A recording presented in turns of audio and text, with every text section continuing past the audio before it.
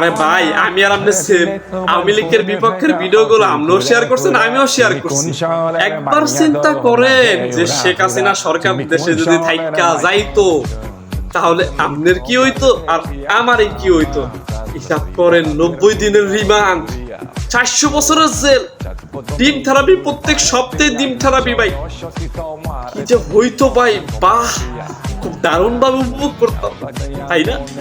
যদি শেখ হাসিনা সরকার যদি দেশ থেকে পদত্যাগ না করতো তাহলে আমরা কি করতাম? আমরা যে আওয়ামী লীগের বিপক্ষে যে সকল ভিডিও বানাইছি, এবং কি ভাই আপনিও আওয়ামী লীগের বিপক্ষের ভিডিওগুলো শেয়ার দিচ্ছেন, আমিও আওয়ামী লীগের বিপক্ষের ভিডিওগুলো শেয়ার দিছি। এখন শেখ হাসিনা যদি না যাইতো দেশ ছেড়া, তাহলে আপনার অবস্থা কি হইতো, আমার অবস্থা কি থাকতো? আমিও ভিডিও শুট করতে পারতেন না, আপনিও ভিডিও দেখতে পারতেন না। 90 দিনের রিমান্ড হইতো নিশ্চিত, এবং কি 400 বছরের জেল। ভাই যা ভিডিও শেয়ার করছে আওয়ামী লীগের বিপক্ষে, 400 বছর থেকে 2 দিন কম হইব না, একবারে জেল। 400 বছরের জেল, 90 দিনের রিমান্ড, একবারে একটু কম হইব না।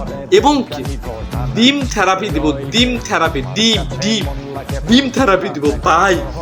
ডিমগুলা মতন জায়গা মতন মারবো, চিল্লে উঠতে ভাই, চিল্লে উঠতে, নাইলে মানে চিল্লে উঠতে, হুদাহুদি চিল্লাইতে।